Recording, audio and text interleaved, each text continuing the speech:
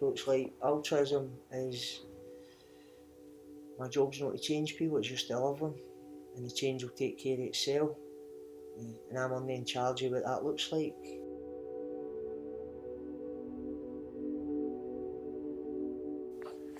Altruism to me is basically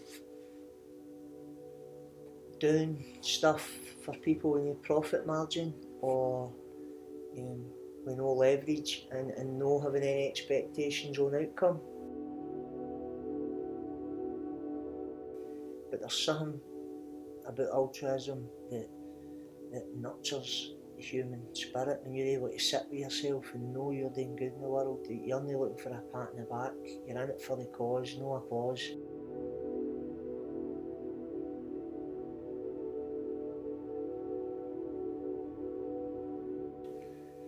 That's basically my understanding of altruism.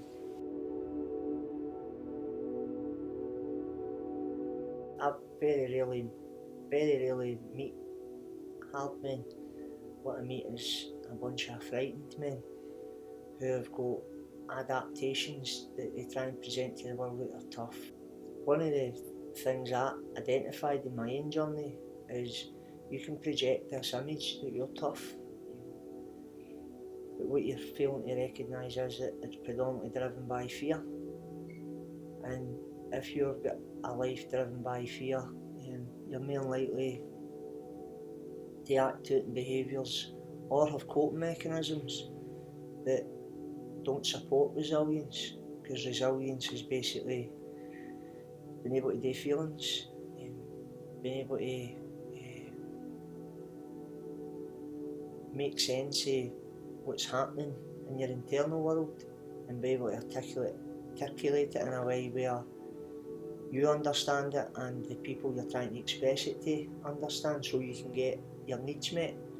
And I think if you're trying to be a hard man in the world, then you're basically destroying your chance of having any meaningful, deep, connected relationships that will allow you to escape a bad situation. So you can be tough, but most of the time you're being tough alone, because it's a lonely business trying to be a tough man. It's a really lonely business. In fact, you're almost tortured by loneliness trying to play the tough man to the world.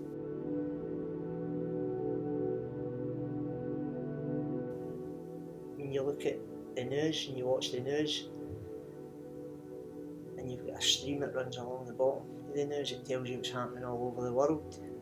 That's usually your stream of negative thoughts, and you can get so caught up in the negative stuff you miss the beauty of the big picture, which is the present. And I think one of the best ways for me in identifying negative thoughts is meditation, mindfulness, emotional availability, so having a mentor type figure so you can bounce inside your head off, somebody to accept you for who you are, how you're feeling, your faults, your mistakes, your failings, because they need to understand as well that you're not the sum of what goes through your mind. So it's like Berlin prison in Glasgow isn't full of people that got locked up because of the stuff that went through their mind or how they felt. It's locked up for people that acted on what was going through their mind. And I think a big part of that is because they suppress a lot of what's going through their mind, and in the process suppress their emotions. And that's more likely to be played out in behaviour if you've not got a trusted confidant that you can go and bounce the inside of your head off of, and identify that the stuff that goes through your head isn't who you really are at your core.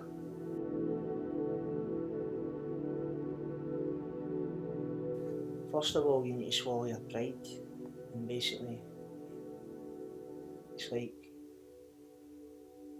when a soldier in a war situation surrenders, he puts his rifle down and doesn't wait.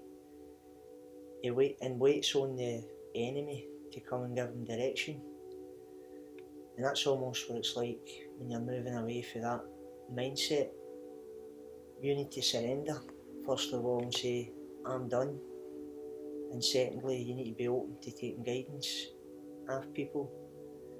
Otherwise, the the thing you'll be relying on is the thing that usually created the problem, and that's your own mind. And I meet many people.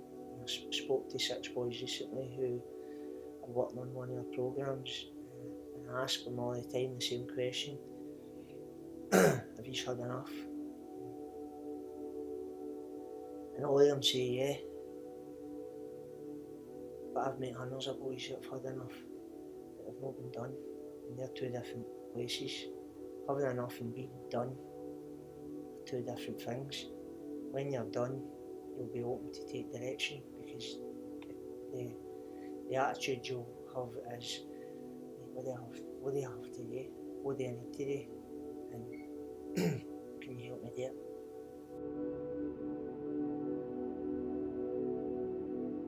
I believe that human beings have really complex reasons, but the reasons are there for why they might find themselves in the wrong side of human nature. I believe that human nature's hardwired to do good in the world. We're social animals, we like to live in peace, we like to live in connection. And I just think a lot of the environment doesn't always support that. So the adaptations to survive some of the environments don't meet social expectations of behaviour. So when I came into the violence reduction unit, and John Carnican, who set up the violence reduction unit with Karen, said, if you grow up in a war zone, you become a warrior. I knew exactly what he meant, because if you're in a war zone, it's human nature to survive by all means possible. So you'll adopt a toolkit to survive that environment. And it's just unfortunate that we've got inequality, poverty, severe stress in our culture, and to survive that environment, the behaviours don't basically reflect the goodness of human nature.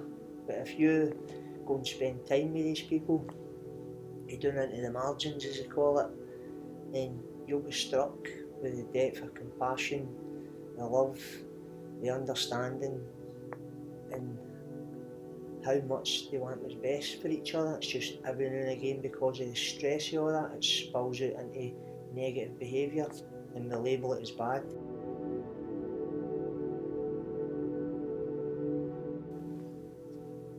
No, I think the denial of selfishness is unethical.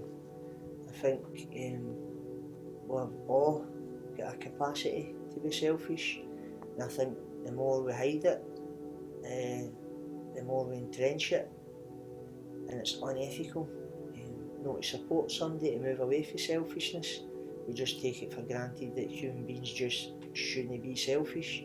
But for me, in the mentoring roles that I've done over the years in the VRU, one of the things I've always said to the guys is, when you identify selfishness, I would like to think you could skip down the road to me with a smile on your face and say, guess what I found out about myself today? I'm so selfish in this area in my life.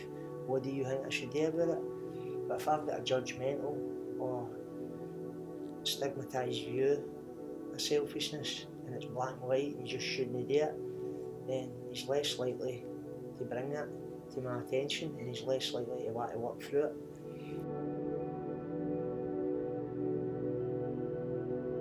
Because people always ask me about events. What happened? What made you decide, right, I'm done, I don't want to? They look for this magical moment that makes you decide that you've had enough and you're done. And I basically say to them, that's not a question that actually interests me. It doesn't interest me. Why do we not talk about the significant relationships and the environments that make it possible to support somebody when they're in that moment of surrender? Because it happens from childhood, school, onwards. And it's looking at, when you look at the guys who have managed to make it out that lifestyle, they all mention the relationships that made it possible, the environment that was conducive to safety, growth. And I use the analogy of a plant all the time. There's a plant in the corner and it isn't doing too well, then I'm never going to be looking at the plant saying, you're making bad choices. I'm going to be looking at the plant thinking, what conditions are lacking in its life that are going to enable it to fulfil its potential, and how do I, in a compassionate response as a human being, do that? And that's how simple it is for me in regards to even human development. Can we provide the relationships and can we provide the environment? Keep it simple, because human beings are complex, but the environment and the relationships that support them out of complexity are pretty simple.